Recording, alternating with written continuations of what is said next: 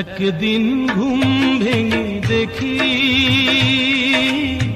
সুখের সমুদ্র শুকিয়ে গেছে, জীবনের কল্পনা নিষ্প্রাণ দেহ হয়ে শুকনো বালুর বুকে পড়ে আছে।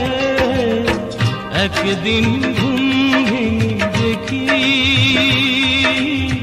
সুখের সমুদ্র শুকিয়ে গেছে, জীবনের কল্পনা নিষ্প্রাণ দেহ হয়ে শুকনো বালুর বুকে পড়ে আছে।